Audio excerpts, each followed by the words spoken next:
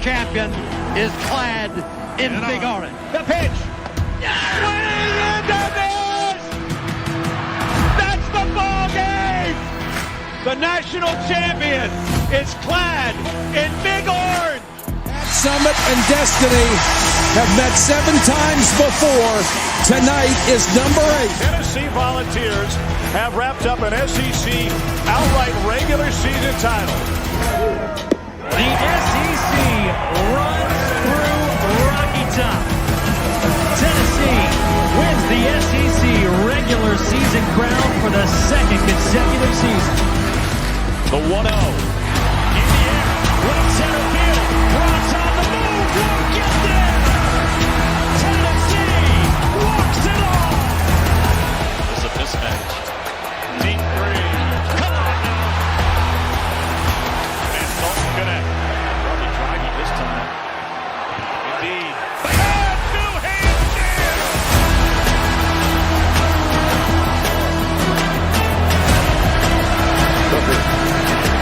Down the middle. Got it on the fly. It's high and again. And he's going to take it.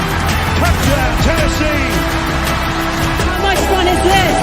Man, Rocky Top, college football, and it's absolute class.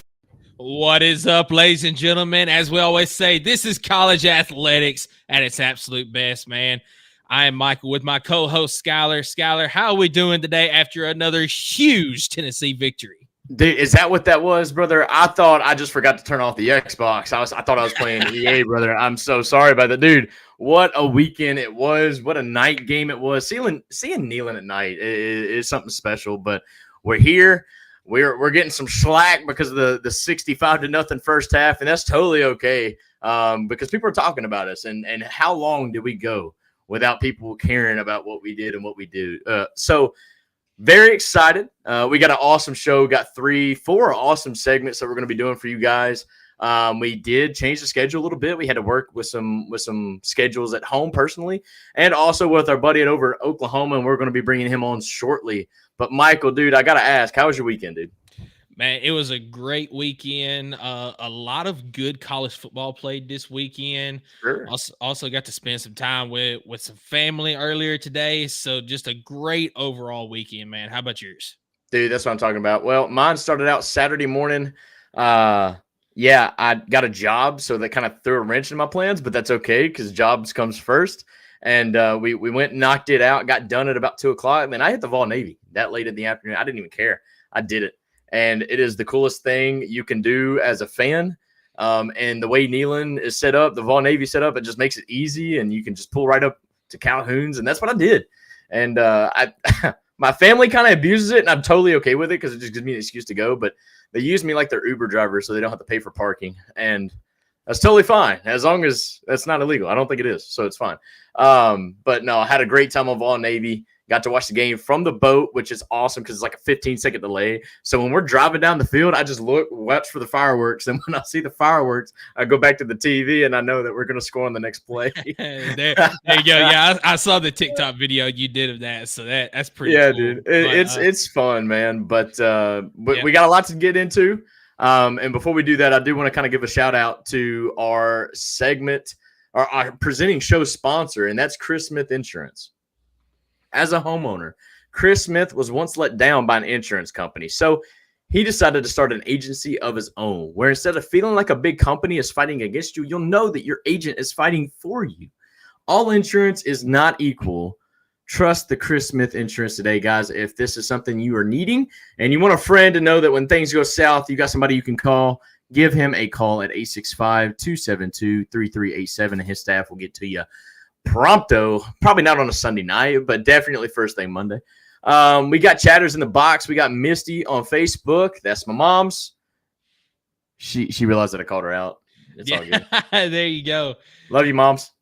Yeah. So we're gonna give a rundown real quick before our segment 1 sponsor. Segment 1, we've got a guest from Oklahoma coming on. We're gonna kind of change things around to work with his schedule. We're gonna do the Oklahoma preview first.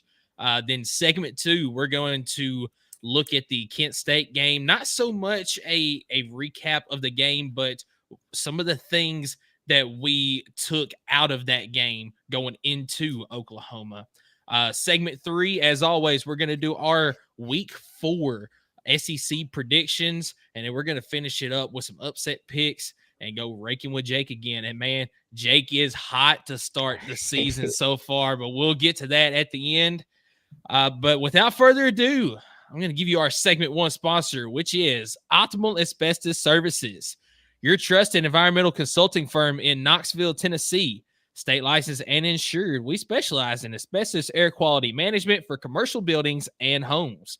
You can contact Jeff Mole at 865-223-3297 or on the web at optimalasbestosservices.com. Skylar, you want to introduce our guest to us? Yeah, I can. He's not just a guest, man. He is a friend of mine back when I used to work out there in Oklahoma City. Very, very good man, and he's a big fan of the Oklahoma Sooners. So we'll see if I can't get him to take off them Sooner glasses. But without further ado, I would like to welcome our guy Ryan Colley. Hey, what's going on, fellas? Oh, I'm doing great, man. How's everything down in Norman, man? You know, if you would have asked me 2 days ago, as we kind of had shared some text earlier in the week, I would have told you that I was scared that you guys were going to come into town and beat us by 50. After Saturday, I think you see the offense clean up a couple things. They're still not everything right, you know, whenever you have a freshman quarterback like you guys know, but but you guys also have a good offensive line, a good running game to go with your freshman quarterback. And we the first 2 games we didn't look too great. We looked better. Tulane is not a world beater, but they are not a bad team. They should have beat Kansas State the week before. Exactly. They've got a solid quarterback. I guarantee you that quarterback might be quarterback at LSU next year. That Mensa kid is really good. And I think he's going to be really good. But we're doing good here, man. I'm excited about this game. I'm actually excited to see you again because I don't know if we're previewing anything, but you're going to come watch the game with me. I am. We made a handshake deal, I guess, over Facebook about 10 months ago. And you were like, dude, if you can make it here, I got you a ticket. And I blindly was like, bet sold. I'm coming. And then I realized that it was about $600 in plane tickets to get there and back. And I'm like, I don't know if this really worked out or not. But luckily, I do get to see you guys. Y'all get to show me Norman, man. I've never been to a game out there. It is a night game. Was confirmed. Game day is going to be there. Tell me a little bit about the environment at Norman. Like, obviously, I'm biased towards Neyland. I'm biased towards Knoxville. But I know Norman can get up for big games. So kind of let me know a little bit about the game day environment there in Norman. Absolutely. You know, the thing is both of you guys are pretty young, so you weren't really around whenever Oklahoma was in its heyday. They're a blue blood, you know, behind Alabama, but they're a blue blood. If you look at over the 60 years of college football, and so we know how to get up for a good game. I'll say probably like a lot of schools, whenever you're not playing anybody, the fans have a tendency to be a little bit lackadaisical. You may, but I have just a little bit of a feeling with Josh Heupel coming back to town. Our last national championship in 2000 was quarterbacked by your head coach. Runner up in the Heisman. Yeah. Should have won the Heisman that year. I went to every game that season. I went to every game but one game that season, even the national championship game. And but what I'm going to tell you is that I'm interested, just like you are. I'm interested to see all the SEC environments because I always hear it just means more, right? Absolutely. Well, I mean that's a cliche. I will say this, and just kind of to bring it back to Tennessee just for a second, it is kind of wild that even for like the smaller games, like we just played Kent State, right? The worst FBS, probably would be worst FCS team in America. And to hear our crowd in the first quarter get as loud as they were getting on a third down against Kent State, I'm like, this is just bullying. Like, I don't understand why we're doing this to this team. But I'm looking forward. Norman's probably going to do. Don't y'all do like the y'all stripe, kind of like we checker? Y'all stripe y'all stands, don't y'all? Or is that confirmed that that's going to happen this weekend? Or I haven't got my email on my season tickets just yet. They usually email us Tuesday or Wednesday of the week. They just did stripe for Tulane, so I'm sure they've got something coming up. And so I'll let you know later in the week what that might be, but I'm not sure exactly what it's going to be. They've got some. They'll have something rearing, but we're going to go. But I think it's going to be electric because the last time we had a big game, it's been a while since we've had a real big game in Norman, and where it was like 2 top 15 teams. And so I think it's going to be an electric atmosphere. I'll be totally honest with you.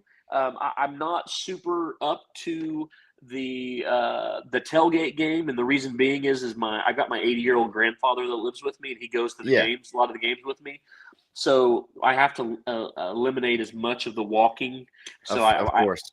I have a thing where we basically park in a certain area. They take us to the front of the stadium, and we take the elevator up to our seats. Our seats are on the 45-yard line. You got valet service. Okay, I see.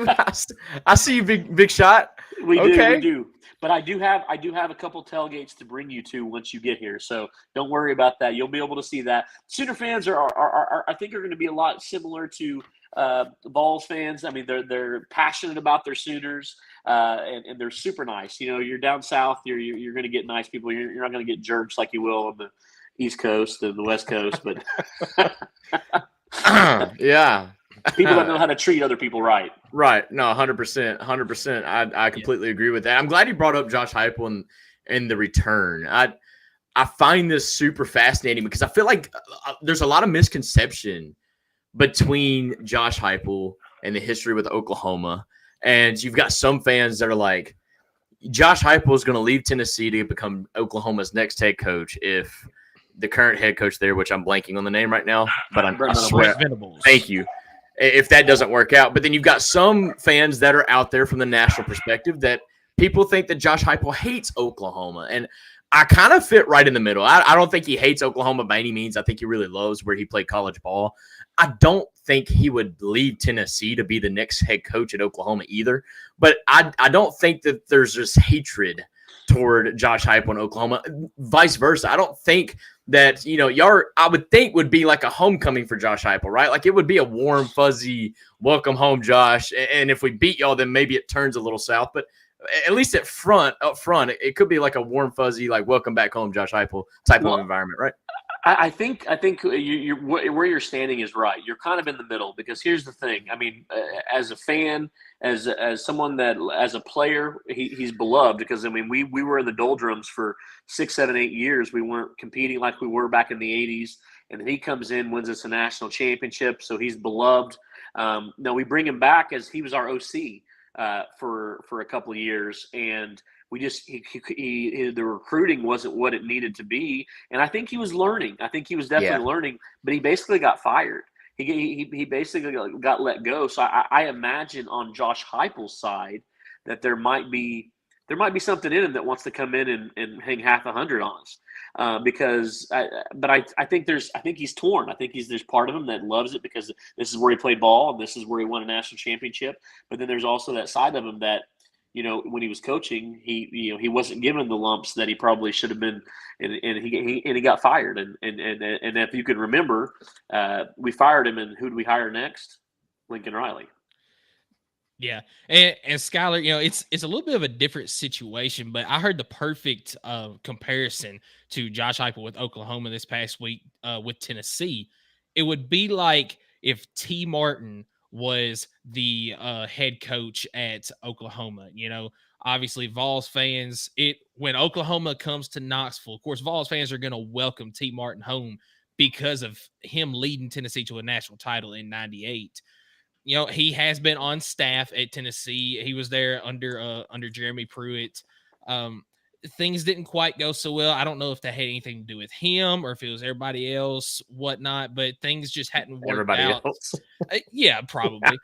Things just hadn't really worked out for him as a coach at Tennessee. kind of like Heupel at Oklahoma. So that for me would be the perfect comparison for Tennessee. You know, if T. Martin was the head coach somewhere else and came to Knoxville, it would be that warm, fuzzy ovation because, you know, he's a beloved player, but also you just want to beat the crap out of him. And I like I like what Ryan kind of mentioned, because it's almost like for Josh Heupel, it's like a Josh the player and then Josh the coach, like business Josh and then alumni Josh. Like I feel like there could absolutely be two types of greetings there. But overall, I think it's going to be a really big storyline. Obviously, Game Day is going to talk about it. They're probably going to do like a 30-minute segment just over Josh's history with Oklahoma, now turned coach, and how he was a coach at Oklahoma. Unfortunately, didn't work out. He then, I think, goes through the rabbit hole, goes to Missouri, UCF. Now he's here to Tennessee. It's going to be fun. I'm a little nervous, and I've told this. I've been open and honest about this, even in my preseason predictions. Do I feel better about it? Maybe a little bit, but like in the previous 2-3 years under Josh Heupel, even in our best year, we have been terrible at night on the road in the SEC. And when the game time came out and this was a 7:30 kick, my heart kind of sank. I'm like, dang it. Like, this is the absolute trap game. But, I mean, overall, I'm really intrigued by this. I kind of wanted to touch on Oklahoma. I mean, that's why we brought Ron here. Yeah, I want Ron talk about this offense, because I'm looking at the box score, as anybody can look up. And I'm looking, and your boy Arnold is not only obviously throwing the ball, but he's also your leading rusher in both rush attempts and yardage. Is that something that I've not been watching the games. Has that been more called runs, or is that like offense not being able to take care of him? He's having to make a play happen, and it's just showing up on the stat line that he's running the ball. Like, what's going on with the offensive side of things, first off, and what are you looking forward to see Saturday night? It's definitely a mix. When he was recruited, he won the Elite 11 same year as Nico.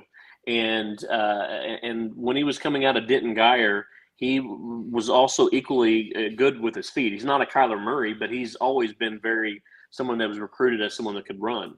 Not this last game, not as much in Houston, but in this last game, there were some called runs that were specifically for that. But what I would say is part of it has also been we've had a lot of injuries. We were already, and I told you before the season started, that what I was most worried about was our offensive line. And on top of that, we've had injuries. And so we've got true freshmen. We got three freshmen, one true and two redshirt freshmen that started on Saturday against Tulane. And we've had injuries upon injuries upon injuries. And so, and if you go back in the 4 games that he started, if you go back to the Arizona game, I think that the stat is he's had, of those 4 games, he's had like 16 linemen that has been played in front of him. So he's not had a lot of consistency with his offensive line. But as far as the run game, plus, I'll be honest with you, we have our true freshman. He was actually the number 1 running back in the country, Taylor Tatum, plays baseball too. And I think he's our best back on campus. And we've got a couple of veterans that it seems like they just run into the pile. They don't run to space. They don't make anybody miss. And the couple times that they've given the freshman opportunities, he's looked really solid. And in the first half against Tulane, we got our running game going a little bit. But that's been a problem with our offense, is we've not been blocking all that well. And then people have been bringing pressure. And he's a freshman, so you're gonna face those lumps where he's gonna make mistakes and he's gonna do those types of things. And if you can't get a consistent running game going, then it's hard for your offense to move, especially with a young quarterback. So I was totally like, I remember I texted you after the Houston game, and I was like, if we don't fix some things, we'll be lucky to win 6 games this year. And Houston's not a good team. So, I mean, to look like that against Houston was very suspect, but it was the second game of the year. It's probably a team, honestly, Oklahoma was overlooking, if we're being honest. I mean, especially the way Houston looked. I think it was against UNLV in week 1 or something like that. I mean, Houston is just not good. It wasn't pretty, but I mean, y'all did clean some things up. Tulane, as you mentioned, not a bad football team. And I even kind of said, like, I could absolutely see Tulane covering, if not pulling the upright, upset, because they almost beat Kansas State the week before. And their defense is kind of feisty. And y'all seen a glimpse of that. I mean, I think they got a pick 6 against y'all late in the second half, which kind of made it a ball game again. But Oklahoma did exactly what they needed to do in that fourth quarter to put the game away. And I think that was good to see. It kind of helped build some momentum going into this coming week. And I'm intrigued. A 16 offensive lineman.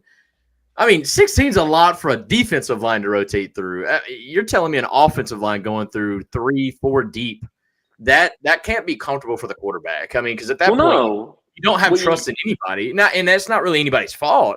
It's just when you're looking at a new face every time you're in the huddle. I mean, I can't imagine what that's like for Jackson Arnold.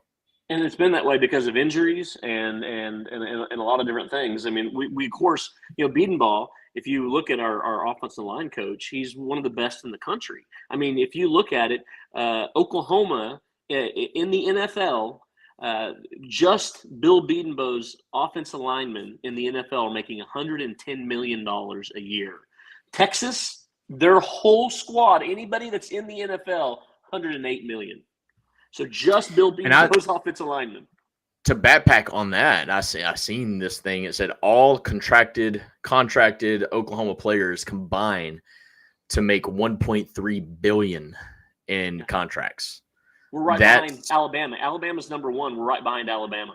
Well, I mean, y'all been the quarterback machine in the last decade or so, and we got 3 starters in the NFL. We got the most starters in the NFL. And best thing that ever happened to Baker was getting the heck out of Cleveland, and now he's turned into a really good quarterback. And no, it's been great to see. Y'all have actually been the factory for NFL prospects, and y'all been in the thick of it for the playoff. Let's be honest here.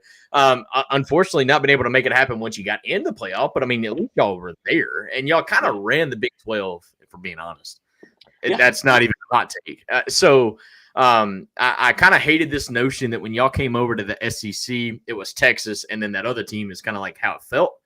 And maybe even if this year plays out that way, that's not how it's going to be historically. Like, I feel like Oklahoma is just, unfortunately, the timing with how Lincoln Riley left and how Venables is having to rebuild this thing from the ground up pretty much. Because it was very reminiscent. I'm telling you, it's very reminiscent. It's funny that's the same team too, of what Lane Kiffin kind of did to us, except, obviously Lincoln Riley was there a little bit longer. But the way you were just up and gone in an offseason completely, like without warning or anything, and not just him leaving, but him taking players with him. And that's kind of what happened to Oklahoma. Now, I'm not going to feel too sorry because Oklahoma took their fair share from us when we went through a coaching change, including Wanye Morris, who just freaking caught a touchdown pass today. But I'm not going to go through that rabbit hole. But no, man, it's and we've got DeJohn Terry this year. He's in the rotation, the defensive tackle rotation. There it is. No, I mean, like I said, Oklahoma y'all got Eric Gray, who was the running back, who I really liked him. But either way, probably wasn't the best back his first year there. But defensively, let's talk defensively, because I felt like they did really good against Tulane. They honestly played really good all 3 games, in my opinion. Is there a weakness that you're seeing as a fan that you want to capitalize on, or have you not really felt the test yet? And maybe that's something you're looking forward to this weekend. I'm definitely looking forward towards the test because I believe that Tennessee has a really good offense. I haven't watched all your games, but I have watched bits and pieces of it, and I know Nico's good. I know you got a good running game, and so I'm interested to see because our defense, our interior defensive line has been a strength for us so far this year. We got Dominic Williams from TCU. He was a freshman All-American the year they went to the national championship game. He's a stud in the middle there. We also have a true freshman, Jaden Jackson, and he's starting on the D-line. He came in with David Stone, who was a 5-star, but he's starting, and he's plugging up the middle. Our weakness probably on our defense is our edges. Our defensive ends just haven't been, the last couple of years, have not been able to get home. I say that, but then in the fourth quarter against Tulane, our Mason Thomas basically took over the fourth quarter. He took over that ball game, man. He sure did. And we've been waiting for that because, of course, we got Danny Stutzman, who probably will be in the top 3 for the Butkus. He's a stud. He's been averaging like 12, 13 tackles a game. And I like all of our and then we got the cheetah position, which Venables likes. He likes that hybrid. And we got this guy, Samuel Omashigo. He's a young guy that's done really well. Then we got Billy Bowman, who came back, who's been solid in the defensive backfield at safety. We've got a 5-star Peyton Bowen who's been a little bit injured, but him and Robert Spear Jennings, both of our safeties are pretty solid. And we've got big corners. We got Des Malone, who we got transferred from San Diego State. Then we've also got Kaney Walker. He came from Louisville, but he's really started to step up. So much so that we've got a guy that was basically a 6th year because of COVID, 6th year senior that came back because he didn't like his draft grade, and he's not playing as much because the Walker kid has been playing very well. So I'd say if there is a weakness on our defense, it's been our defensive ends, but I'm hoping that with the way our Mason Thomas played in that fourth quarter, that maybe it gives him more confidence. I will tell you, as a fan, what I'm really more scared about is your defensive line against our offensive line. Yeah, because you guys got some monsters up front. Well, yeah. let's kind of talk about that, Michael. We rotated a lot of guys against some fairly soft competition, but here's what maybe a lot of folks are not realizing: that's going to be our rotation when we face tougher opponents too. I mean, Michael, go through some of the guys on that defensive line and kind of give us examples of what I'm talking about, because he mentions a cheetah package. I don't know if we really call it that, but that's exactly what I think that we have when we have James Pierce and Joshua Josephs on the edge, and then you have Amari Thomas in the middle, probably with Bryson Eason as well. But that's just, I never call it the ones, because that's not how our defense runs anymore. I mean, if you look at the play split, there is no 1s and 2s and 3s. It's kind of like A, B, and C, if you will, or a 1A, 1B, 1C. But Michael, kind of let some of the folks know about our defensive line and how that could be the biggest mismatch for Oklahoma. But something that scares me, and we'll talk about it later, is we tend to make every opposing quarterback look like a Heisman Trophy winner. And I'm afraid that this could be Jackson Arnold's coming out party and our secondary gets cooked. But let's talk about the defensive line first. Yeah, so I mean, obviously you got James Pierce Jr. starting off, and all the talk. He's been quiet this year. Yeah, he's been all the talk in the offseason, but also all the talk is the edge rushers, and you've got some great ones in James Pierce. You've got Tyree West. You got Joshua Josephs. You got Jordan Ross, the highly touted freshman. You got all those names, but a position that does not get talked about enough that has been just dominant in the first 3 games is that interior defensive line position. I mean, you got Omar Norman-Lott has been an absolute dog in the first couple of games. Of course, big Omari Thomas in the middle. Even Jackson Moy, the transfer from Stanford, has had some really good games in the middle so far. I mean, you go 12 deep in your rotation at the defensive line position, and it's not just, all these guys are going to be out here for one possession. It's pretty much every down. As long as they're able to sub, they're just bringing guys in and out, and they stay fresh the entire game. Obviously, you're going to have some that'll be out there more downs than others, and you don't see any of these guys asking to come out, because if they do, it's like, well, I might not get back in if somebody else is playing better. Exactly. So it's just such a deep line group. We got to, since we're on the topic of defense, I mean, we got to talk about the secondary position that I still have question marks about. This team has done a fantastic job tackling so far this year. Really good. But I think that there's still some coverage issues that we could see get exposed against Oklahoma this week, as long as Oklahoma's offensive line can contain Tennessee's defensive line long enough to give Jackson Arnold pressure. Or give him time to throw that ball downfield. Yep. Well, I think one thing that you're going to probably see is whenever you got aggressive, good D linemen like that, I think OU is going to scheme a lot of quarterback run game, because a good quarterback runner can neutralize that. Jinx. It does. Yep. And that's exactly what Skylar was talking about earlier, as far as we make quarterbacks. Anthony Richardson.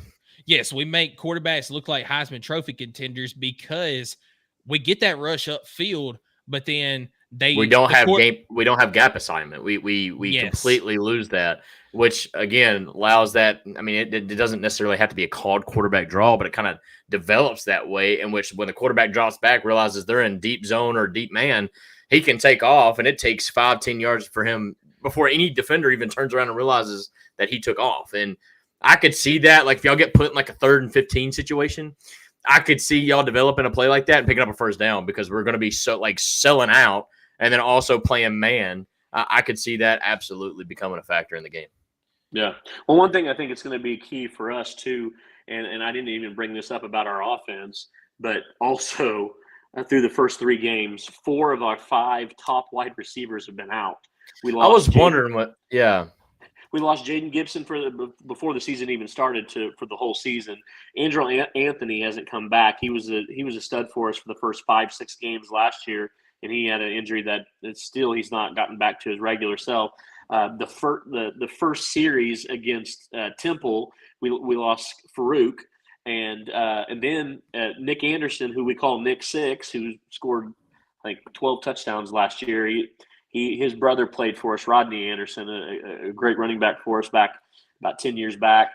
But he's supposed to be back for this game, so I'm hoping he is, because we've been playing a lot of true freshman receivers because we've been throwing some other receivers in there, and they just haven't been doing the job. And Burks is the transfer we got from Purdue, Deion Burks, and he's been solid so far this season. And then we got a couple of transfers at tight end that have been solid for us, but other than that, it's just been tough because also, once again, you got a young quarterback that's trying to get a rhythm, and when he doesn't have the receivers that he threw all spring and summer to, and he's only got one of those receivers, it's hard for him to get a rhythm with some of these other guys. No, I'm glad you brought that up because in the box score, I was kind of looking up some stats. I just kind of wanted to get a feel with like who are the playmakers that we should be looking out for. And when I looked up receiving stats, you mentioned Deion Burks. Of course, he's at the top with 22 receptions, 169 yards, and he's got 3 touchdowns through 3 games. I mean, he's balling. He's doing his thing. But then you look down, and the next highest guy in receptions and yardage is a tight end in Byron Sharp. Yeah, Byron Sharp. And he only has 10 catches for 80 yards, and he's got 1 touchdown. The next wide receiver on the list is Brendan Thompson with 6 catches through 3 games, 58 yards, and 1 touchdown. So, I mean, I feel like I don't know how much stock I want to put into that. But, I mean, it kind of feels like if Tennessee doubles Burks, obviously it's going to leave somebody open. But if they're not athletic enough to get some separation or whatnot, that could cause some problems. I don't know, but like I do feel like that maybe Oklahoma's missing that second deep threat or that third deep threat on the wide receiver. They should double him up now. If Nick Anderson is in, if he's willing, he's ready to go. He's 6'4". He's 6'4". He's a big, strong wide receiver, and he can run just about any route. And I heard that he is. Receiver. I heard that he is, I think, coming back for this weekend. Is he not? I thought I seen a report that showed that he was gearing up to be ready for Tennessee. Well, we've been, he's been supposed to be coming back for the last 2 weeks. I got you. Fair enough. So he's like Josh Heupel, and the way they handle injuries is the way I'm hearing it. Yeah. Absolutely. Yeah. Okay. But, fair enough.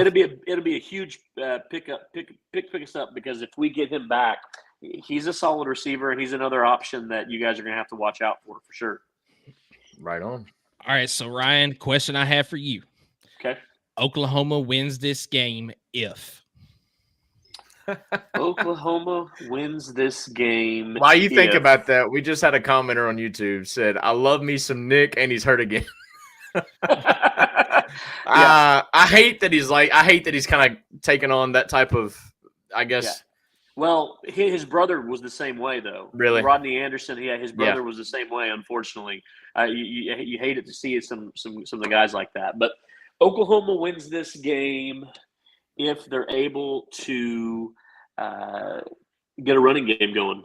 I honestly believe that. I agree with that. I think we have the intangibles with it being a night game at home. I think we're going to have the crowd's going to be rocking. But if we're not able to get a running game, a regular running game where I say I should maybe change that to Oklahoma wins this game if they rush for over 150 yards. 150? Yeah, That's fair. 150 yards. That, yeah. So I'm going to answer that question too. Oklahoma wins the game if they win third downs, because if they find themselves in a bunch of 3rd and 2s and 3rd and 1s, y'all better not run it up the middle, because Tennessee has proven to me in the first 3 games, you're not pushing our line back. Like, that is not going to happen. I don't care whose offensive line you have. And I'll probably eat those words when we play Georgia or Alabama one day, but I don't think you're pushing our defensive line back, especially when they know you're coming at them right down the middle. So if Oklahoma can, in a weird way, they might want to rather be in 3rd and 3, 3rd and 4. If they can win third downs, if they can, let's say, go 50 or 60% on third down, I think Oklahoma's got a real good shot, because throughout the first 3 games, I understand the competition has been kind of weak, but NC State was thought to be one of the contenders in the ACC. I think we've been holding our opponents to like literally 12% on third downs, which is pretty absurd. Like, that's insane. So and that's been a big struggle for us, even against the weak opponents that we've played so far. What's happened is we haven't been able to get any push on first down, so it's been 2nd and 9, 2nd and playing 10, behind the sticks, 2nd and 12. Playing behind the sticks, and you can't do that with a young quarterback and a inexperienced offensive line. Got to stay on schedule. Absolutely. So I would absolutely agree with that. If they can win the third down battle, then 100%.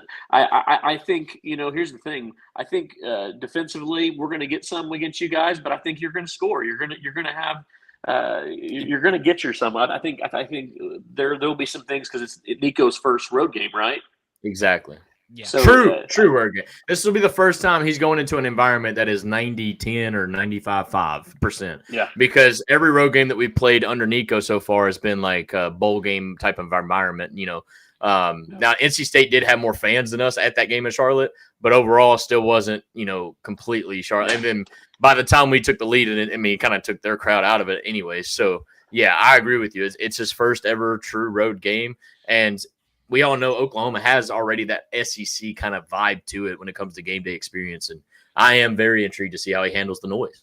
Yeah. And I'm also going to answer the question. I think that Oklahoma wins the game if they can contain Tennessee's defensive line. I don't see any team, and I'll even add Georgia in this, I don't see any team completely shutting down Tennessee's defensive line.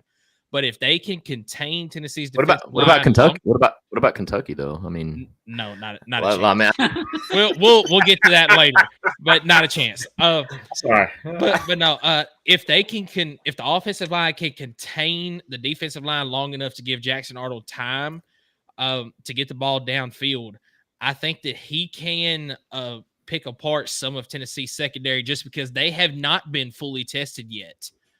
This year, Oklahoma will be their first true test of a very talented quarterback. I mean, Grayson McCall was supposed to be that guy, but Tennessee did a fantastic job of shutting him down.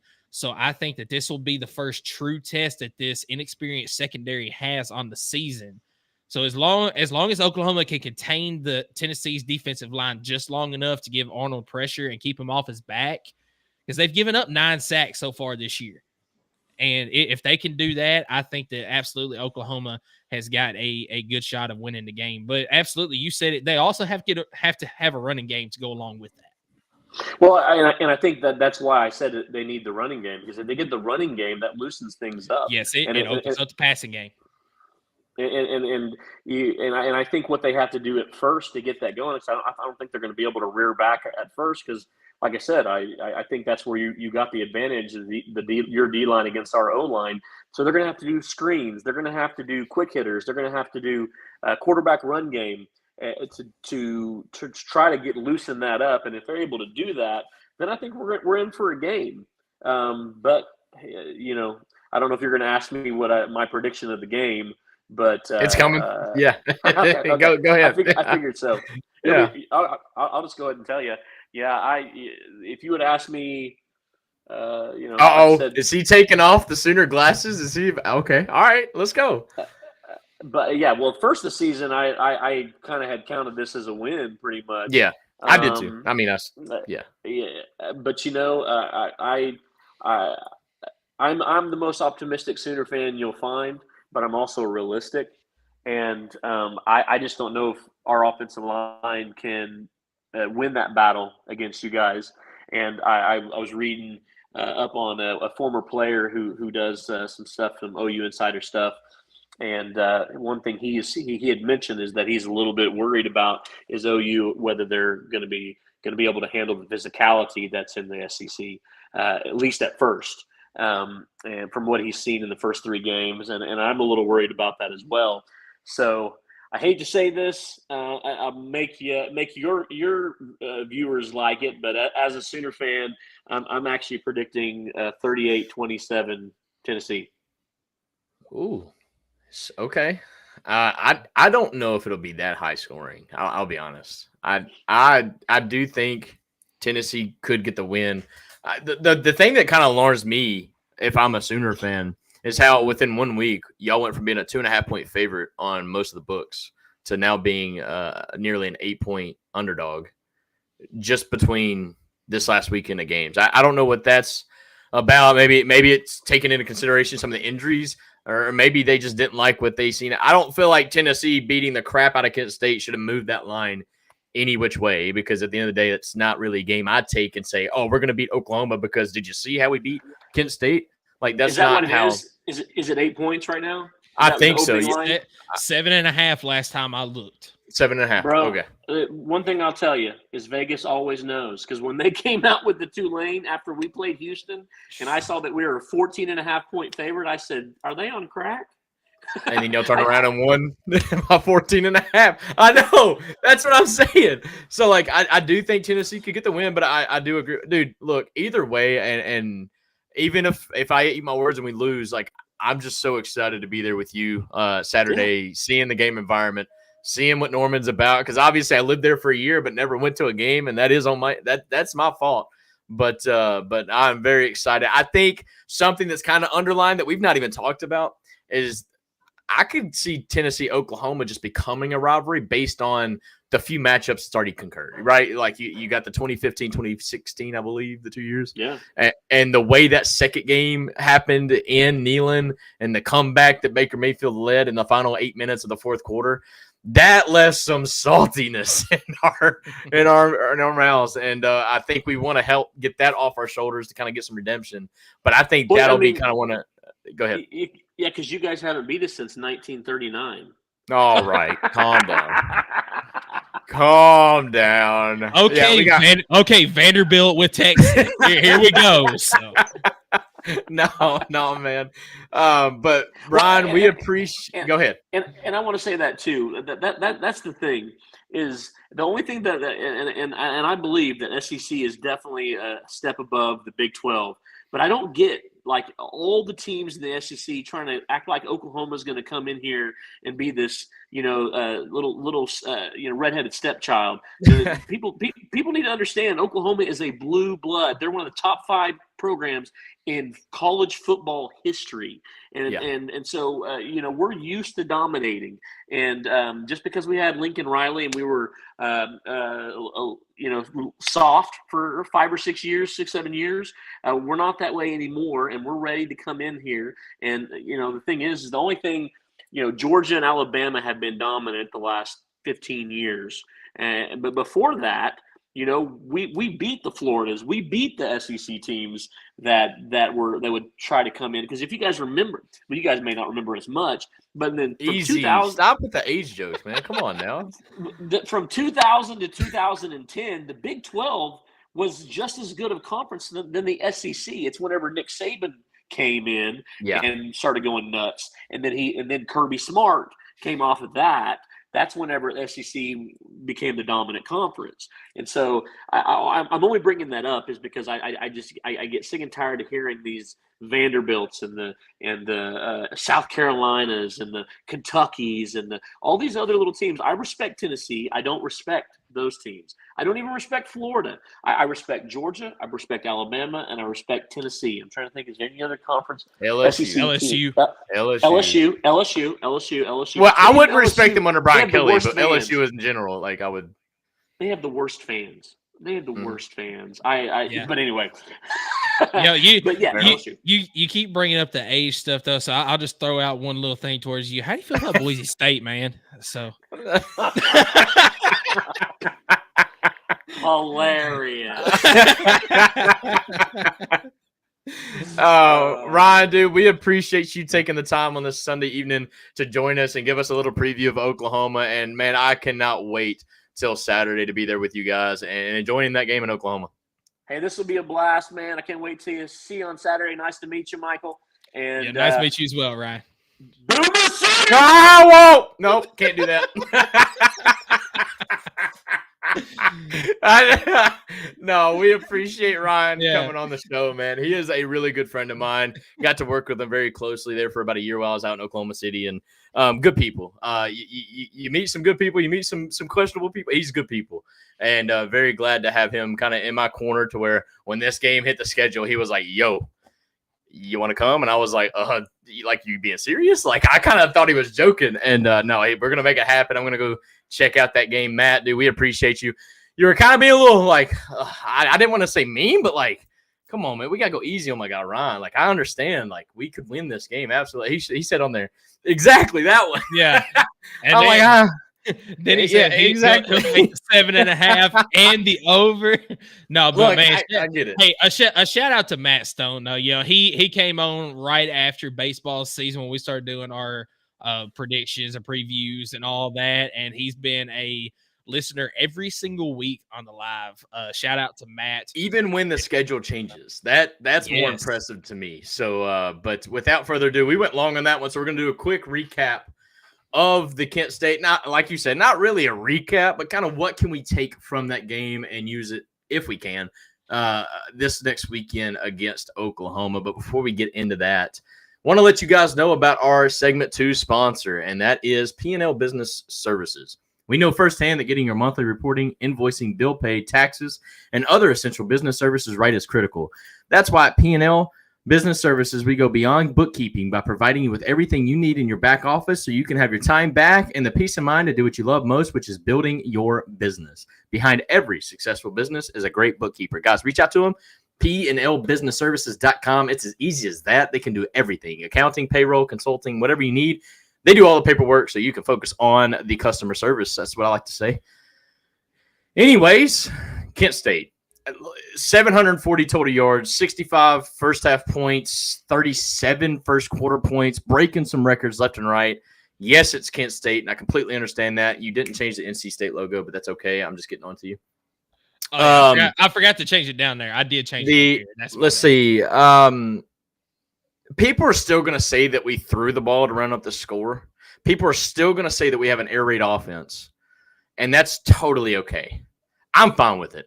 Josh Heupel's already came out and said it's laughable that people think that we have an air raid offense, and he's completely right. I mean, you look at our rushing. We were 1 yard away from having 3 100-yard rushers yesterday between Deshaun Bishop, obviously Dylan Sampson, and I believe Peyton Lewis was at 99. And I could be completely wrong on that. Yes, it was Peyton Lewis. And that's not to mention. Peyton Lewis is like our 5th string. So, I mean. Yeah, I mean, you had Hunter Barnes with 38. Nico ran for 31. Merklinger ran for 21. Gaston Moore ran for 15. Khalifa Keith, 13. Patrick Wilk, 12. And then Navy Schuler with 6. I mean, just rushing yards after rushing yards after rushing yards. You were 44 yards away from rushing for 500 yards. And people will still think that we threw the ball to run up the score because some of the highlights show Gaston Moore getting his first ever touchdown. As a fan, I love to see that. That kid's been in this program for over 3 years and had never had a passing touchdown. And he finally got one. But because the score was what it was when he got that passing touchdown, you know, the coaching staff and that kid, in particular, you know, getting a lot of hate in the national media because of it. Like, I'm sorry. Like, we got to get our backups some, not just playing time. They got to get valuable playing time because Gaston Moore is a play away from being our starting quarterback. He's got to run the offense the way it's got to be ran. And if Kent State don't like it, toughen up. Play some defense. Like, I mean, I just hate it. Speaking of defense, I like to talk about defense. That 0 means way more to me than that 71. I completely agree, and I'm glad that you said that because a shutout, no matter who the team is. We're playing Kent State. It doesn't matter if you're playing Kent State or if you're playing freaking Georgia. Putting a 0 up on the board or keeping a 0 on the board on the other side is so hard to do in sports. And the fact that Tennessee did that in this game is impressive. I don't care who the opponent is. The fact that they did that with 3/4 of second, third, fourth string players. Yes. We pulled our guys after the first quarter.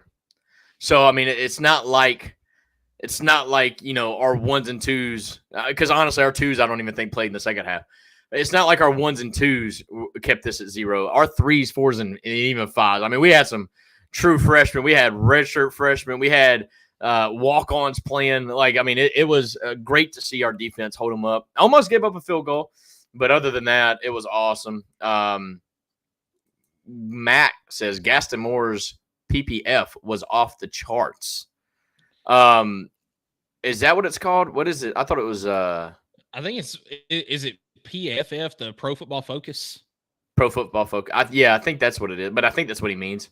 I haven't looked at those. I haven't looked at those numbers, but I haven't either. But so Skylar, what is something that you can take away from this game right here that you can build upon going to the Oklahoma game and on through the rest of the season?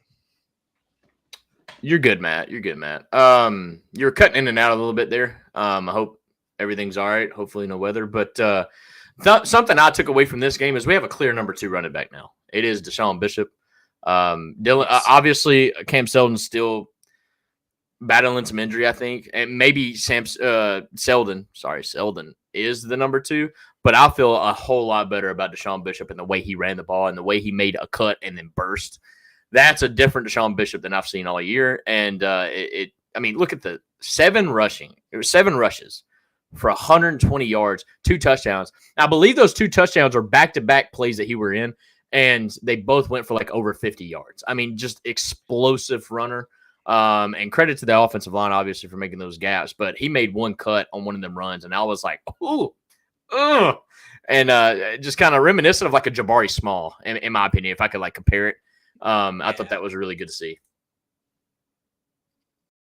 Oh yeah, yeah, I'm right there with you. That's yep. Are you there? Back. I think so. Your video is. Can you hear me? Yeah, I can hear you.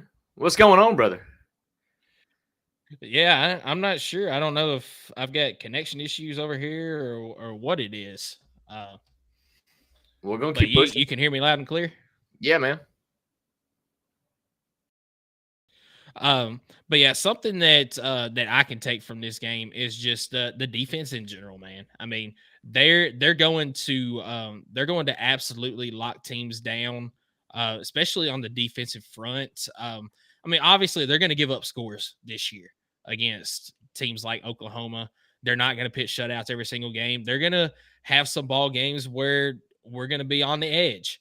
But our defense is going to win us ball games this year when our offense might not be playing so hot. And just, seeing that 0 on the board in a game like this, and you mentioned it, it was mostly our third stringers and deeper for the entire second half that also helped put up that 0. Absolutely going forward, the defense is the real deal this year, which is we got so many people I'll just throw out Josh Pate that are so high on Tennessee as a playoff contender and a possible national championship contender this year. No, absolutely. I got a question for you. Okay. When is it time to start really pumping the train on Dylan Sampson possibly being a Heisman Trophy candidate? Because I was on FanDuel earlier trying to look up some picks. He's not even on the list. Not even at a plus 50,000. He's not even on the list. And to me, you're the leading rusher through 3 weeks, albeit some weaker competition. We'll find out more, obviously. But I think even in league play, which I think he's already kind of proven this, he's a 100-yard rusher a game easily. And he is absolutely kind of the heart and soul of how this offense kind of chumps. As much as Nico makes the plays too. We've all said it. Josh Heupel's going to continue to say it. Without the running game, there is no passing game. Dylan Sampson is your guaranteed back. I think he had 4 touchdowns against Kent State. I think he had 2 the week before that, maybe 2 before that. Zach, I think, agrees with me on this. He said, dude, same. He got to be up there at some point. I agree. I think he's the leading rusher in the SEC so far through 3 games, and I don't even think it's close. Like, I just want to know when Dylan Sampson is going to start being hyped up a little bit more in the national media, as he should be. Yeah. Zach and I were actually talking about this today. He absolutely should be somewhere on that list. I think you're really going to see it after the Oklahoma game this weekend. If he balls out in this game this weekend, which I think that he will, then I think absolutely you're going to see his name start popping up on there. I'm trying to look up the SEC rushing stats, but I know entering the game, he was leading the conference in rushing yards, and it wasn't even close.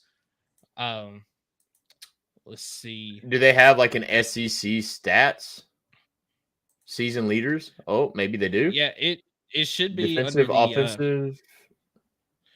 Yeah, it should be under the SEC or on the SEC website. So no, actually, it looks like DeQuindon Jackson from Arkansas is above him. Yeah. But I will say I think that he has gotten more playing time than Sampson has. That is fair. And it's only by like 40 yards. So the Jaquindon Jackson, Arkansas, has 47 attempts for 397 yards. He's averaging 8.4 a carry. Let's see. Dylan Sampson, 45. So they actually have about the same amount of attempts. 45 for 357, and he's averaging 7.9. So there is a little bit of a gap there. And Jaquindon Jackson, obviously, they've had to play Oklahoma State, and I can't remember who they played last week, but it wasn't a good team, but it was a close game, which was kind of crazy. UAB. Oh, they're a solid team, I guess. But I will say, so looking at the national stats, that's why. Yeah, well, Dylan Sampson is tied for the lead in rushing touchdowns with Boise State's Jonty, I think is how you say his name, which he had like 6 in one ball game a couple games ago. Yeah, but D-Samp's already got 9, dude, in 3 games. 9 in 3 games, and I'm trying to pull up the national stats to see. So he is 10th overall in the country in rushing yards. So, I mean, dude is having a fantastic year, and absolutely, I think you're correct. He needs to be in the running for it somewhere because, I mean, he's a problem. When you watch him play on the field, there's Dylan Sampson, and then it's everybody else, really. I agree. But that's about all I think I can take from Kent State. It's pretty much more of what we knew. I do like that they kind of pressed down the field a little bit more with Nico. I think he kind of needed that type of rebound, I guess if you want to call it that, from the NC State game where he didn't statistically have a great game. He did throw a couple of interceptions, but overall hit Dante Thornton again on the sideline. One thing I do want to kind of see from Dante Thornton, stop getting caught from behind. Make the catch and then burst to the end zone. Like, don't let up after making the catch. Like, you worked so hard just to get to the catch, and then it's almost like, I caught it, I'm going to slow up a little bit and get tackled. No, dude. Catch the ball and burst. Like, I want to see you kind of pull away like you pull away at the beginning of the route. I don't know what that's all about. That's happened twice now. But, I mean, Deontay Thornton's only had 5 receptions. He's got 2 touchdowns. So, I mean, he's that explosive player on the edge or on, at wideout. I kind of want to see him. And obviously, we're going to see a little bit less rotation once we get into some of these SEC games. But so far through 3 games, my bold prediction might not be so bold as far as Tennessee not having a 1,000-yard receiver, because look at how spread out this is so far. It's going to change upcoming. I know this. But Dante Thornton is your leading receiver in yards with 169. Chris Brazzell, 140. Brew McCoy and Squirrel White, both at 108. Dylan Sampson was 70. And then you've got numerous around the 50 mark, the 40 mark, the 30 mark. All your tight ends. Yeah, I mean, the ball is just being spread around, which is, I think you're still going to see that this year. Not to the extent that we've seen it so far. But that's why I think that my bold prediction could come true as far as not having a 1,000-yard receiver while Nico's still having a fantastic year. Right on. You got anything you want to take? Look, my biggest thing is going into Oklahoma, and we'll do the preview when we go to make the pick. But it's going to be not a long road trip, but it's a long way from home. Like you got Oklahoma, then you got a bye week, and then you're at Arkansas. You don't come back home until the Florida game in the second week of October. Take care of business. Don't let this be a longer away from home trip than it needs to be, if that makes sense. Yeah, absolutely. So without further ado, let's get into our week 4 schedule predictions. But before we do that, our segment 3 sponsor is Kaizen Painting. Do you want a colorful life? Kaizen is a painting and drywall company that provides residential, commercial, exterior, and interior services. At Kaizen Painting, we understand the importance of a beautifully painted home and properly installed and repaired drywall. We're here to bring your vision to life. We care about providing you with a personalized, efficient, and quality service. If you live in Knoxville and surroundings, contact us for a free estimate at KaizenPainting.com. Color your life the Kaizen way. So I will get to our updated records when we get to upset pick of the week, but we both had another decent week last week. Pretty good week, actually. Vanderbilt let us down. They sure did. But what else can you expect from Vanderbilt? I mean, honestly, I was expecting them to beat Georgia State. They pulled a Tennessee, bro. Like I don't know, whatever. That's whatever. Yeah, exactly. But we've got a lot of SEC matchups this week. We do have 2 and a SEC lot of teams. Close matchups in a way. Like the spreads on these SEC games are kind of tight. Which brings me, okay, pet peeve. Why in the crap is SEC Nation going to? Is it LSU, UCLA? Who do they play? Yes.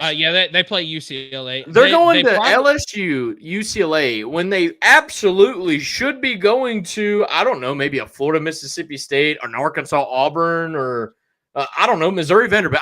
Any of the other SEC matchups, but SEC Nation is going to go to LSU for a non-con matchup. That just doesn't make sense. That makes no sense. And I agree with you, but also they determined this at the beginning of the season because each SEC team gets a week where SEC Nation comes to them. So they kind of determined that. That's not based possible, on the is opening. it? There's 16 teams, 12 weeks. I understand there's bye weeks and stuff. Maybe it is possible, but either way, if you don't mind, I'm going to do this live on air. I'm so sorry. Can you back out and rejoin because you're skipping pretty good, and I want to see if that helps out or not.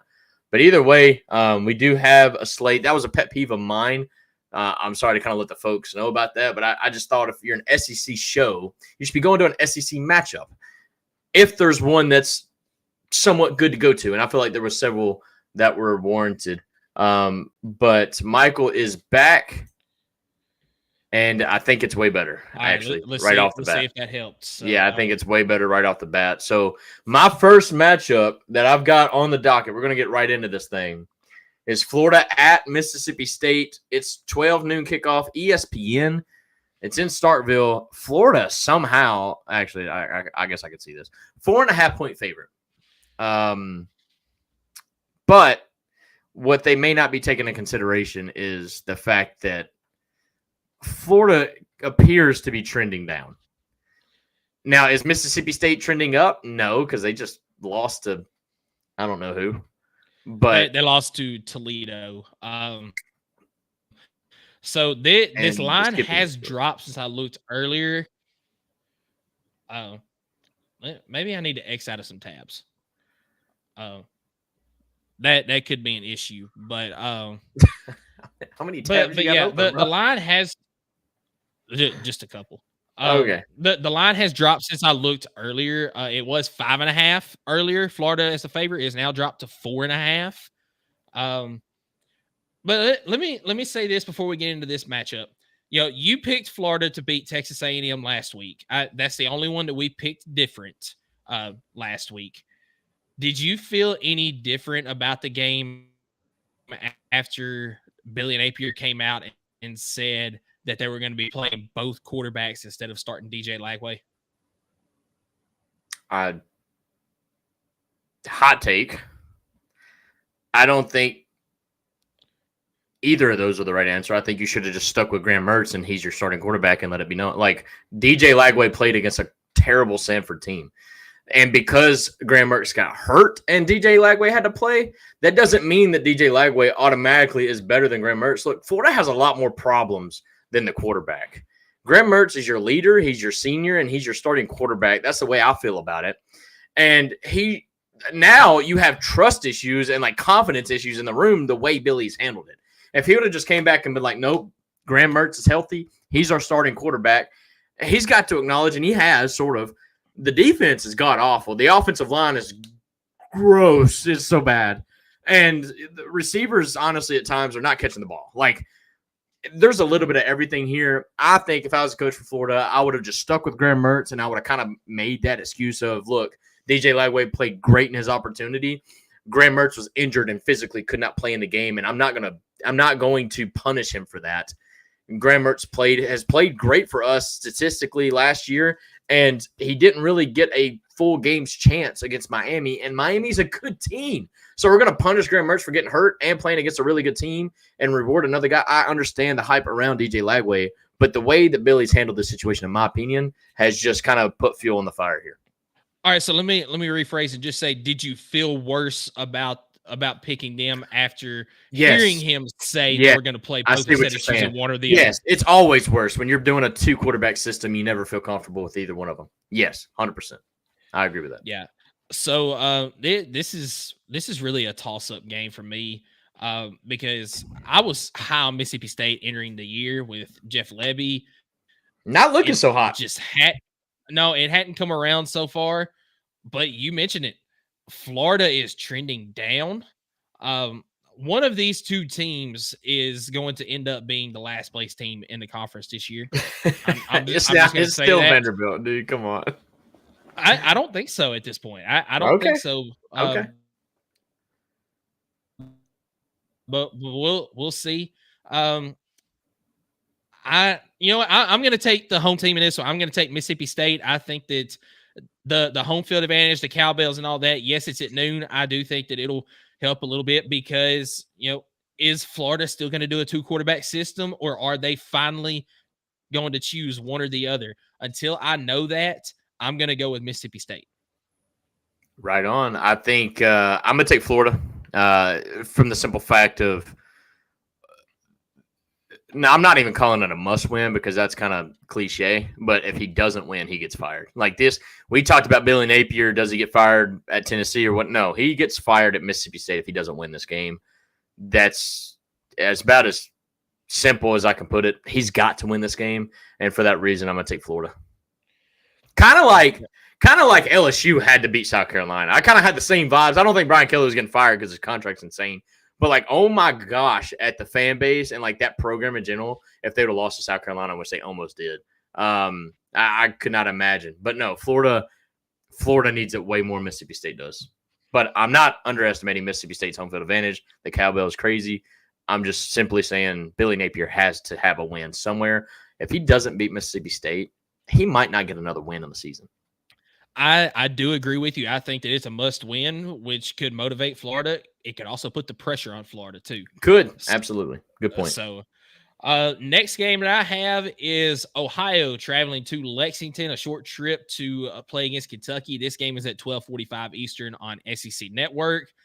Let me say this about Kentucky. They played Georgia very close. The final was 13-12. Probably should have won the game. What do you think about that? What do you think about that pick six that get called back? What are your thoughts on that play? So I actually did not get to see that. Okay. I was traveling home. I did not get to see it. I forgot to look it up this morning to watch the video. I did see a lot of people talking about that.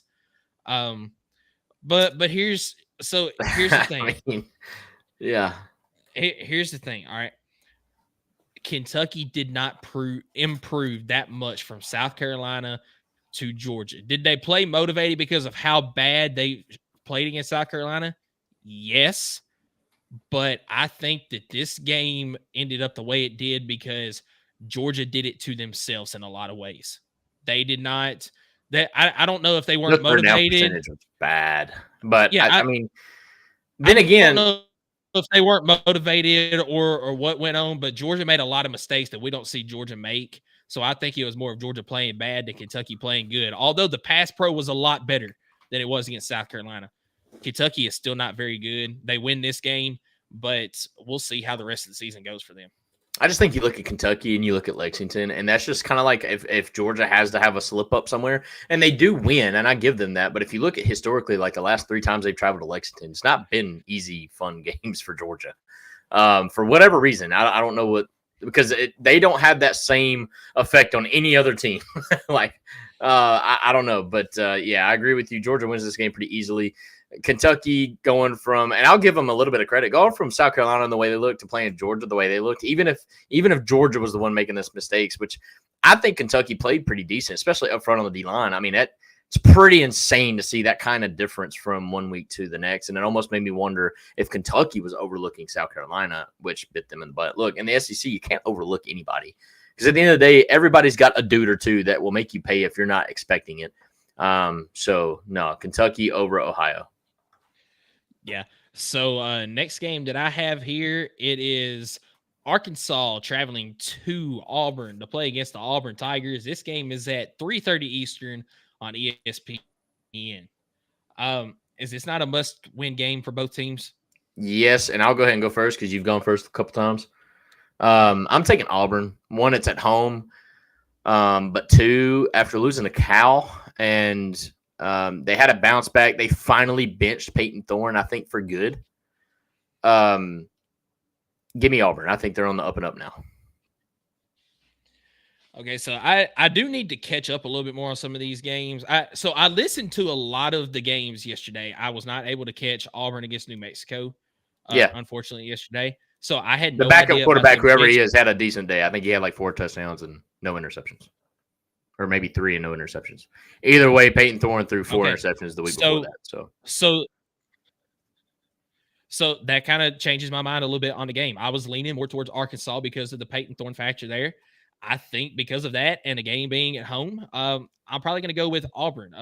Arkansas, now UAB is a very good team. They are. But Arkansas struggled in that game more than they probably should have. That train, that Sam Pittman train is slowly coming to a halt, and I think that a loss in this game here is going to really move it that much closer to a complete stop. So don't talk too much and let Michael make first pick every day. Got it. All right, there you go. I mean, at the end of the day, this is a competition, bro. Like I'm out for blood, dude. So I need to stop giving you tips. All right, so we both got Auburn in that one. That's kind of trash, but whatever. UCLA at LSU. LSU is a 22.5-point favorite. This goes into my freaking reasoning on why SEC Nation's going to a game that's non-conference, and you're over a 3-touchdown favorite right now, according to ESPN. Makes no sense. I don't like that, but either way, LSU, I'm not even taking that long with this one. It's, whatever. 340 kick on ESPN. Plus, I mean, on ABC, ESPN Plus. I mean, UCLA is just bad this year, so LSU does win, but I do think LSU's got more problems. We talked about the question marks for LSU coming into the year. It was just a bunch of unknowns. I think a lot of those question marks are popping up now that we kind of looked at the beginning of the year. I don't know if LSU is as good. Definitely not as good as what I thought they would end up being this year. I predicted them going 10-2. They've already lost a game that I thought they would win. LSU's got some question marks that need answered before they get deep into conference play. Next game that I have, it is Vanderbilt traveling to Como to play against Missouri. This game is at 4:15 Eastern on the SEC Network. This game had a lot more intrigue to me before Vanderbilt lost to Georgia State yesterday. Let me look at the updated line. So Missouri is a 21.5-point favorite against Vanderbilt. I really have no feel for this game as far as how it's going to go. Could we see the Vanderbilt that played against Virginia Tech? or will we see the Vanderbilt that showed up yesterday against Georgia State? I think we might see somewhere in between. So I think Missouri wins the ball game. I don't know if 21 points is – I don't know if it's going to reach that point. I think Vanderbilt might backdoor cover and make it like a 2-touchdown, 17-point game, something like that. But Missouri wins the ball game. Yeah, Missouri wins the ball game. Doesn't matter how Vanderbilt plays, unfortunately. Well, I'll say this: if their quarterback can kind of take over, and then maybe Brady Cook, Luther Burden, and that other one, Wees Jr., Theo Wees. Yeah, if there's things are not clicking in the passing game, I mean, we've seen them kind of struggle against Boston College, but I think Boston College is a decent team. I mean, they did beat Florida State. Florida State's obviously gone downhill from there, but I think in week 0 when they played or whatever, they still beat some top-tier talent, in which Missouri has some great talent, but Vanderbilt doesn't have top-tier talent. So, I mean, I think Missouri will be able to handle this one pretty easily, I think, in my opinion. And I think it comes down to defense, too. Missouri has the defense, and Vanderbilt's still struggling on defense. Their offense is better, but the defense just it's not there yet. Right on. Next. All right. Game of the week. College Game Day is going to be there. It is your Vols going up against the Sooners of Oklahoma. This game is primetime, 7:30 Eastern on ABC. I'll look for Tennessee to actually elect to receive the ball in the first quarter, score on the ensuing drive, and really not look back. I mean, if they want to win this game, they need to take the crowd out of it. I don't want Oklahoma to kind of get that momentum and get that crowd into it quick. Like, I want Tennessee, even if we don't blow them out, I want them to get like a 2-score lead and then just kind of hold that. Like, just kind of keep them at arm's length, I guess is the way I want to put that.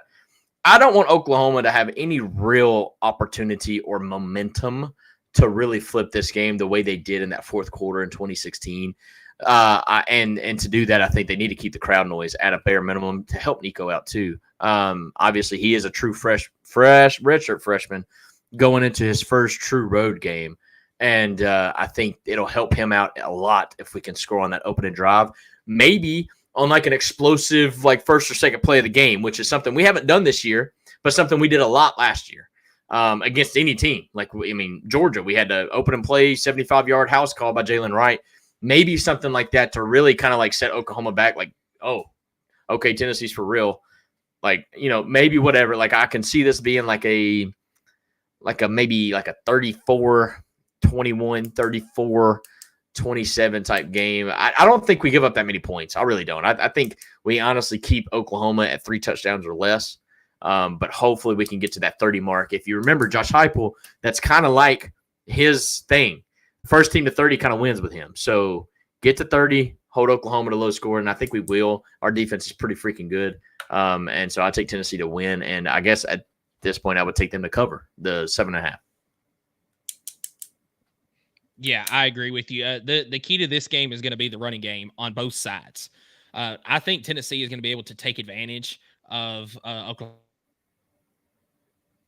defensive line. You know, Ryan earlier mentioned how the interior of that defensive line is good. The edge rushers, not so good.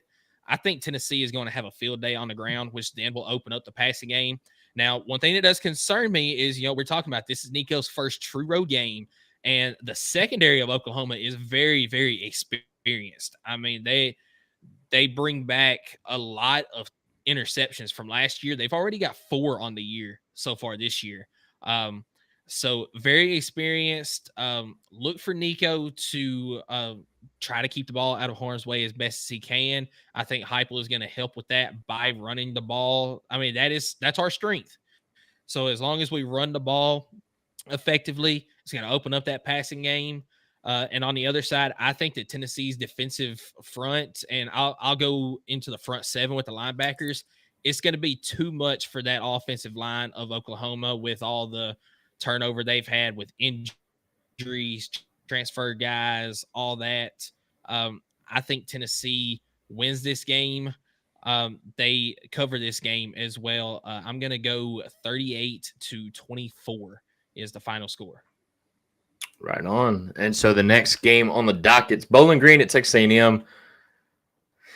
I'm taking A&M. This is 7:30 kickoff on ESPN plus SEC Network plus. Remember, guys, every team has one of these games. You'll have to have that paid ESPN subscription to be able to watch this game if you're an Aggie fan. But either way, I think A&M takes care of business against Bowling Green. Yeah, I agree with you. Now, one thing I found out about A&M this week, and I kind of knew it after Notre Dame, they have an elite defense. The offense is average at best right now.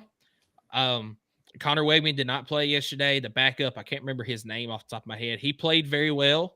I think they were up like 27-0 at halftime or 26-0, something like that. Didn't score another offensive touchdown in the second half, but got a pick six. They kind of sealed the game yesterday against Florida. The defense is going to win Texas A&M a lot of games this year. But having an offense that is kind of suspect could also lose them some games. So they do win this one easily. Won't be a contest. But going forward, Texas A&M has got to get a little bit more on the offensive side of the ball. Right on. Next game, Akron at South Carolina. That is also going to be a 7:30 p.m. kickoff on ESPNU. Williams-Brice, they got a sour taste in their mouth after LSU came in and comeback fashion. South Carolina once led that game 17-0.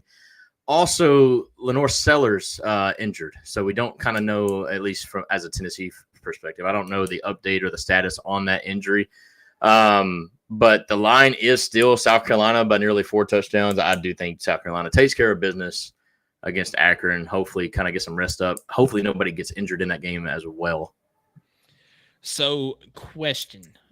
Yes, shoot. Is South Carolina actually pretty decent this year? Or is a team like LSU just bad? I mean, we know Kentucky is bad, but is South Carolina better than people give them credit for this year? South Carolina is better than people give them credit for this year, and the only reason why people are not talking about that is because of their week 1 performance. South Carolina has a pretty daggum good defensive line, if you haven't noticed, and then Lenore Sellers is kind of like that dude. I mean, obviously his health is kind of in jeopardy right now, but if he stays healthy, South Carolina could absolutely be a little bit more than that 6-6 team that I predicted in the offseason. I mean, even with their schedule. But we got to get him back healthy.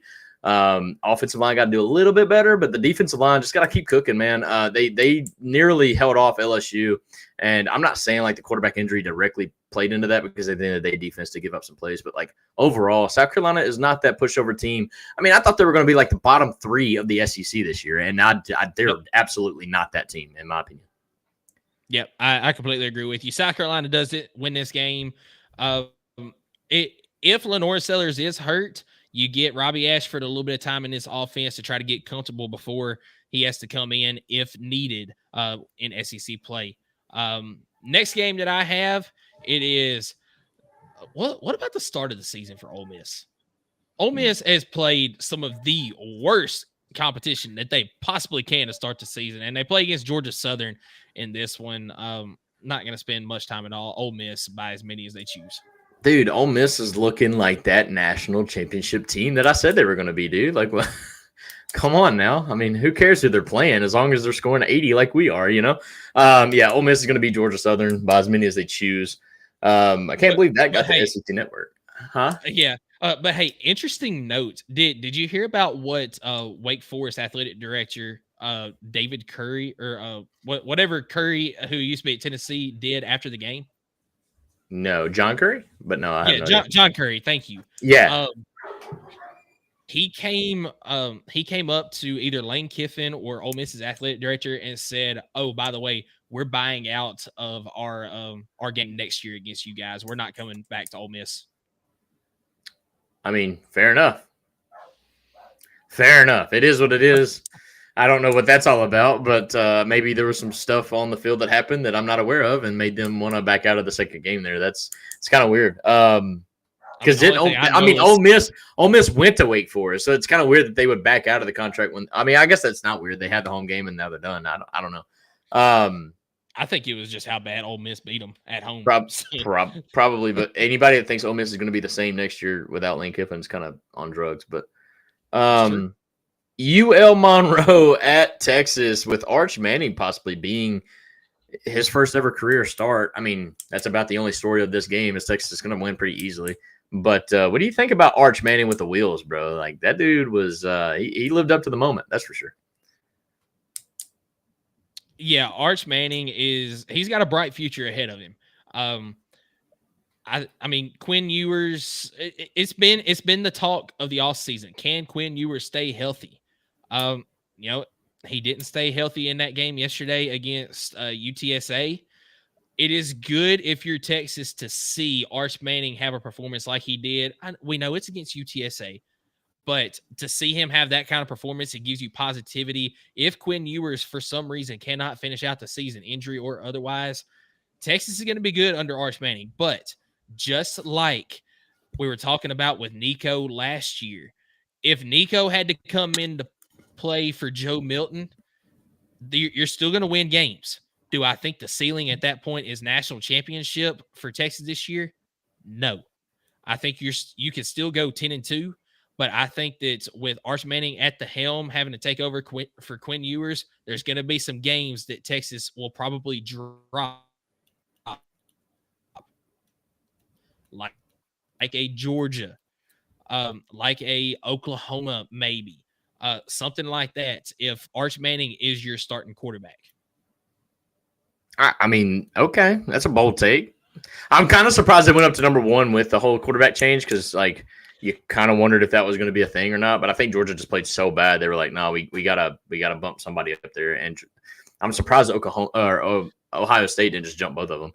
But either way, I'm fine with it. Yeah, Ohio State had a bye week, and that's probably why they didn't move them anywhere. But I mean, I can see that. But I guess my point there with Arch Manning is, he's a very talented quarterback. He just doesn't quite have enough experience under his belt to just come out and be a guy going to lead you to a national championship if he has to take over for Quinn Ewers. That's all I'm saying with that. Yeah, right on. Well, that's going to do it for our SEC picks prediction segment. And without further ado, I guess we can move right on along. Now, unfortunately, due to our scheduling conflicts, we don't have Jake on the show tonight. However, Jake still sent us our Rakin with Jake picks, and we're going to do them live on the show here. And I got to tell y'all got to jump on these lines and picks immediately. The lines move, and it will cost you. So if you didn't pick some of his picks when we told you to pick them, you probably didn't win if you still went ahead and chose that and didn't get the same number. And the Tulane number, I think, is what I'm going at. He got that number at 15.5.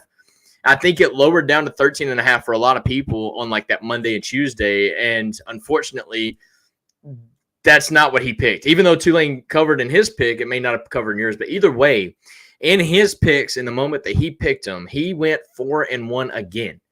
The guy's cooking. The guy is 8-2 now through 2 weeks of doing this, and he wants to keep up the momentum. So, guys, if y'all want to get on this with us, you might win some money. I mean, he's 8-2 so far. He's definitely winning some money in the first 2 weeks. I'll always bet responsibly. If you have a gambling addiction, please reach out to 1-800-GAMBLER. But without further ado, we're going to get on to segment 4, and that segment is brought to you by Reed Bryant State Farm.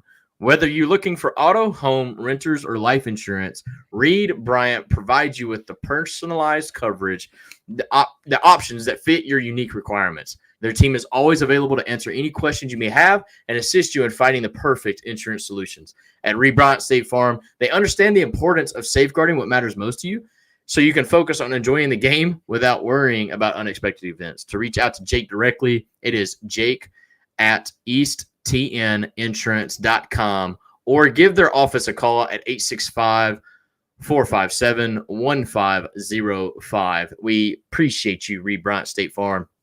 Without further ado, we're raking with Jake without Jake today, but 4-1 last week, as I mentioned, 8-2 overall. Michael, I don't have them in front of me, but could you just kind of go through one by one and let's get these out of the way, and that way I know what to bet on as soon as we get off the air. Yeah. So starting off his first pick, he's taking Clemson to go play against NC State and cover the 14.5-point spread. Clemson had an off week this past week. North Carolina State, I forget who they played now. I think it was a closer game than it should have been. Clemson is at home for this game, and he is taking the Tigers to beat the Wolfpack in this game. The Wolfpack, Clemson minus 14.5 over the NC State Wolfpack. I actually like that pick, and I've already put it in myself. So if you can get that number at minus 14.5, Clemson over NC State. I think what this is we, had kind of a false read on NC State, and they may not be the team that everybody thought they were, even with McCall at quarterback, who was lighting it up at his previous destination.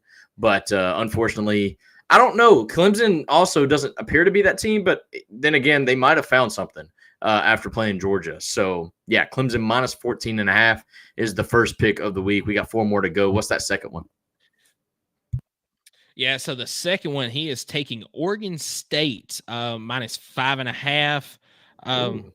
I don't have it here in front of me. I forget who they are playing now. Oregon State is. I don't have. I'm on SEC. I don't know who Oregon State plays.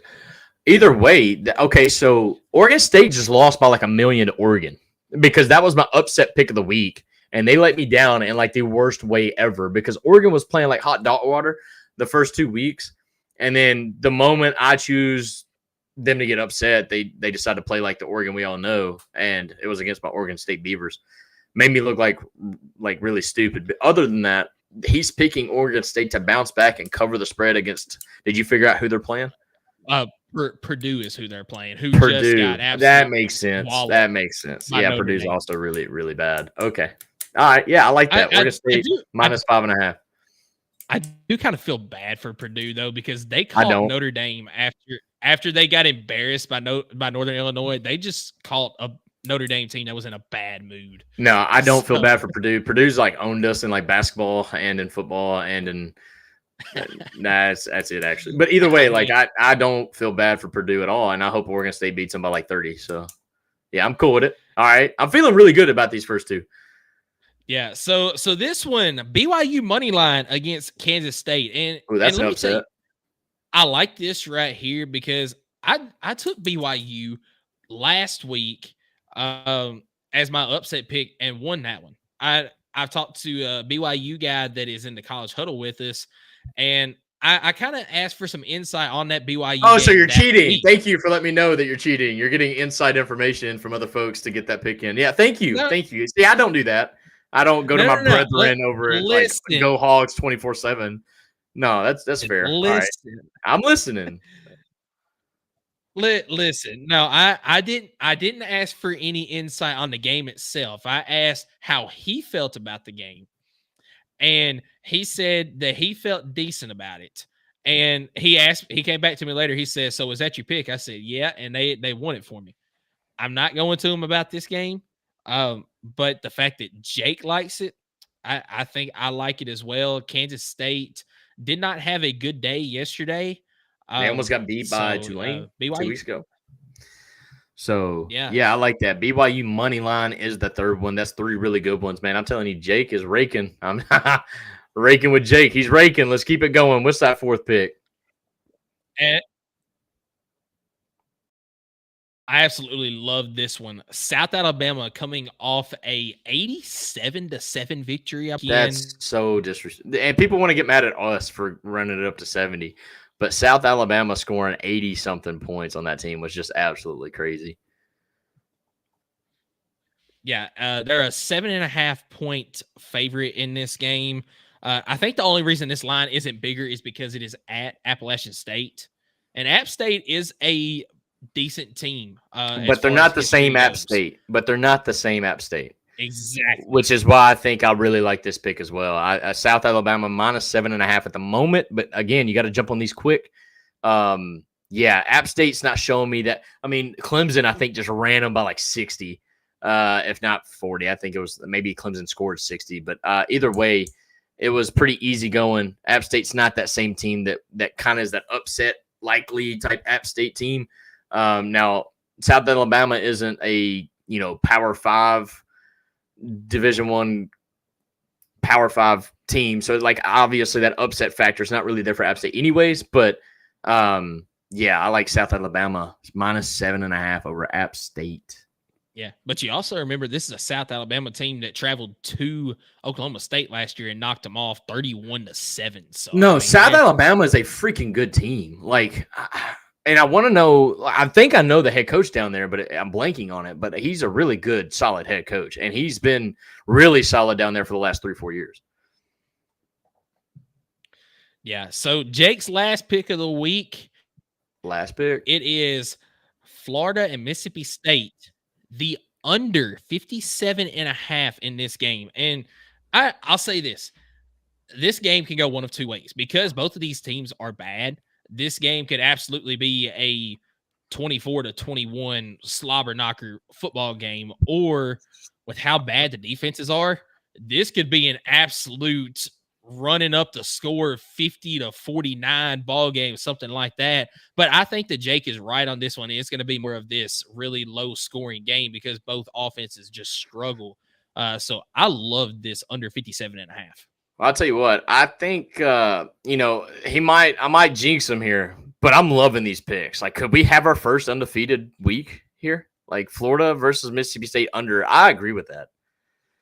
I don't know if I really trust those defenses that much to do that, but I think I just don't trust the offenses enough to hit the over. So, I'm feeling pretty good.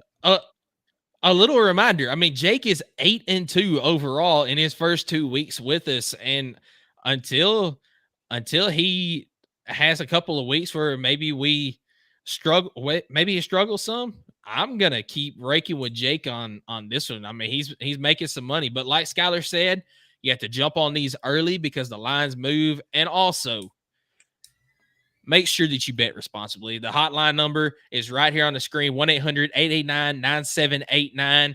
Please do not bet money that you don't have. Bet responsibly. And if you do have a gambling problem, please call the hotline. We're going to have this on the screen every time we do this segment. Just kind of saves us, but also, we do know that gambling is a problem. And, we got to make sure that everyone does the sports betting and any gambling in general safely.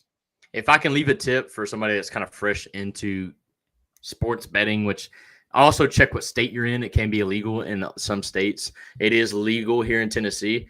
But a tip that I can give, let's just say you start with a $20 deposit and you bet $20 on your games. Your account balance is going to be zero, right? Until you get those winnings back if you win. If you win back that $20, deposit it back in your account. And then the remainder, if you have it, use that as play money. And then you got nothing to really stress about, whatnot. But so many people, you could win $300, right, on a crazy bet. You went crazy, right? And you never deposit that money back into your account, and then you lose that $300 because you thought you could spend it all.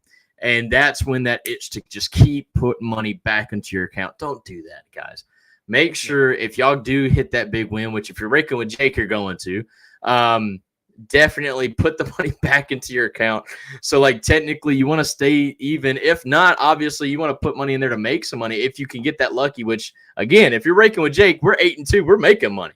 So do that. That way you're not putting yourself in any bind whatsoever. Matt comes in and says, I would bet on me not calling that hotline number. What's the over-under on that? Is it like a half? I mean, Matt.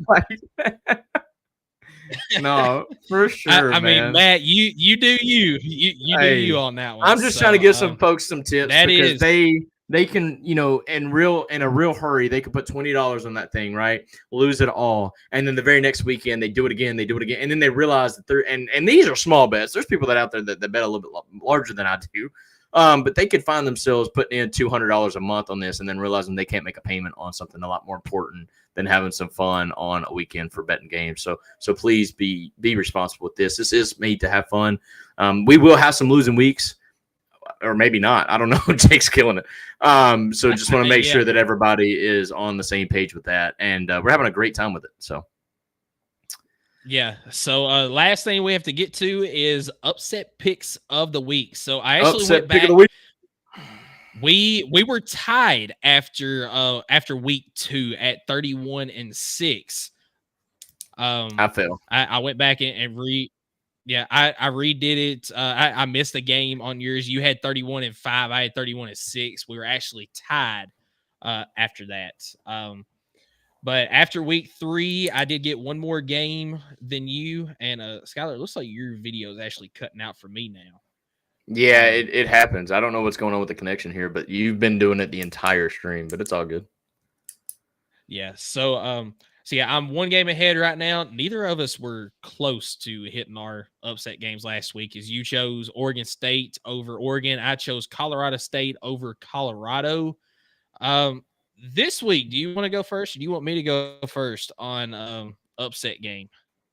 No, I can go first. Okay. I can absolutely go first. So I am taking Georgia Tech over Louisville. Now, Louisville is a 10.5-point favorite in this game, but I think Georgia Tech has something for Louisville. So I don't know, but I kind of liked what I seen out of them in week 0. Now I don't want to put that much stock in it because obviously Florida State's not the team that everybody thinks they were. However, I'm gonna take Georgia Tech. That's a solid pick there, and that's a 5-point play, correct? That's a 10.5-point favorite. That's correct. Or that's underdog. Correct. Yes. So I searched through FanDuel earlier. I've been wanting to kind of get into some of these bigger underdogs this year. I took a lot of 3-point plays last year that didn't come close to hitting, but I didn't really like any this week. It was a lot of big underdogs and then some smaller underdogs. I'm going to take Illinois to travel to Nebraska and upset them. They're an 8.5-point dog in this game. I think Matt Rule has Nebraska on the right track as far as getting back to where Nebraska once was. But they also, their toughest competition so far has been Colorado, who I am not a fan of at all. I don't think Colorado is very good. Illinois went to Kansas a couple weeks ago and upset them. Illinois started off 3-0 for the first time, and I believe I saw earlier like 5 or 6 years. It's the first time in the top 25 in 3 years, I believe, if I'm not mistaken. So give me Illinois to go to Lincoln, Nebraska, and upset the Cornhuskers in this game. That's bold. Nebraska just had a big win over Colorado a couple weeks ago, and all right, I like it though. And that, without further ado, that's it, dude.